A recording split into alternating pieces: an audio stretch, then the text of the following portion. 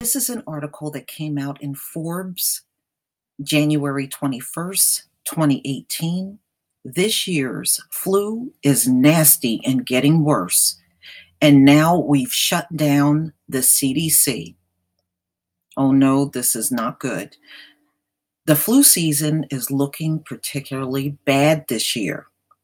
We already had signs of trouble back in November and December when it emerged that the flu vaccine was not very effective against the dominant strain that is circulating this year, which is called H3N2. First article I read that admitted the flu vaccines were ineffective. Most of the other articles that I have read, they were pushing the flu vaccine for everybody to get out here and get one. Until this past Friday, it seemed that the peak of the flu season might have occurred just around the new year, as shown in this chart from the CDC. Influenza positive tests reported to CDC by U.S. Public Health Laboratories, National Summary 2017-2018 season. The chart shows a peak in the very last week of 2017, and then the number of reported cases seemed to decline. But then on Friday, the CDC reported this alarming trend.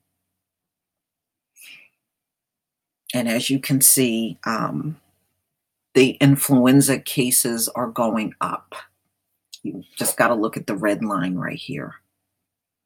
Okay, that red line spiking upward in the middle of the chart shows the number of flu-like cases reported by the CDC national network this year.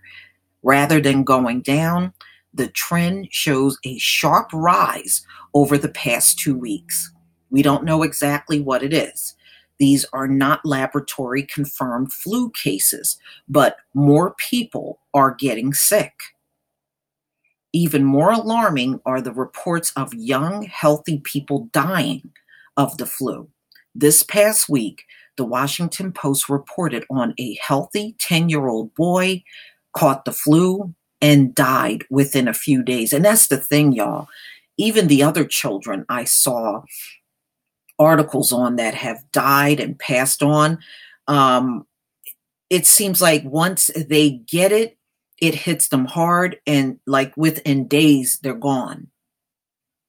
Just before Christmas, a healthy 21-year-old man in Pennsylvania, that's a bodybuilder, came down with the flu, and he went rapidly downhill until he was rushed to the emergency room on December 27th. The hospital was unable to save him, and he died the next day. These cases are truly alarming, and even though the CDC hasn't seen a statistically significant increase in deaths among young people, not yet at least, someone needs to take the flu very seriously this year. Now, I was listening to a radio show.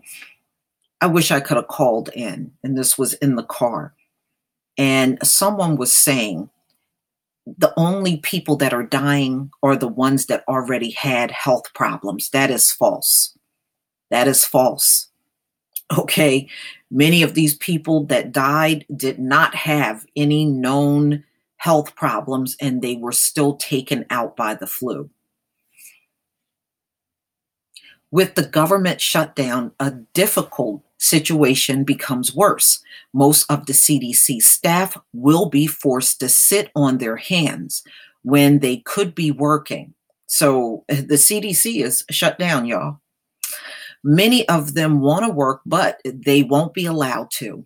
What's especially frustrating and wasteful is that the U.S. will almost certainly pay all federal employees for this forced time off, as it did in previous shutdowns.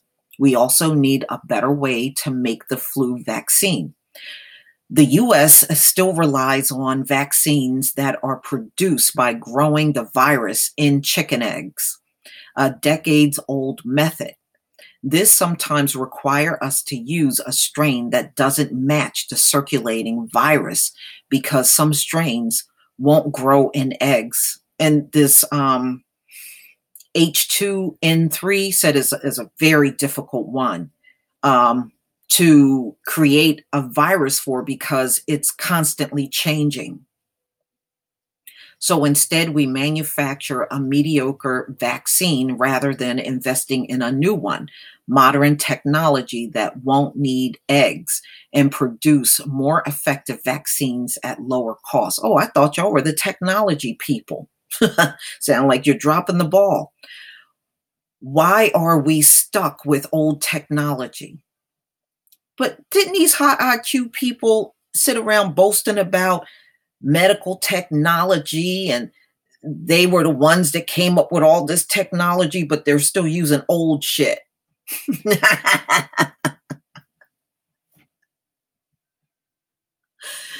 It's a long story, but essentially it boils down to the fact that we rely completely on private companies to make the flu vaccine. The government doesn't make vaccines or has no plans to do so.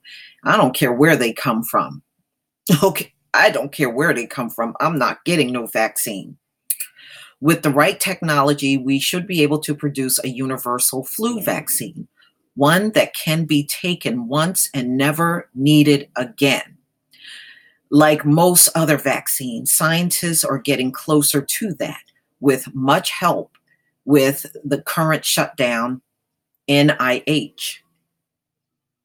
Meanwhile, we are looking at particularly dangerous flu season with few weapons to guard against it other than the not very good vaccine. So they're telling you the vaccines they have out here are not really all that good.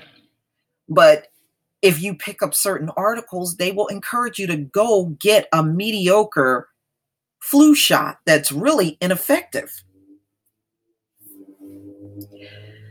Even if the vaccine is only 30% effective, as some estimate it is for this year, it's still a good idea. No, I don't encourage the flu shot, y'all. I don't encourage it.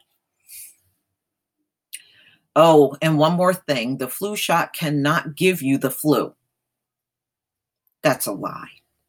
That's a lie. I've come across too many people that got sick immediately after getting the shot.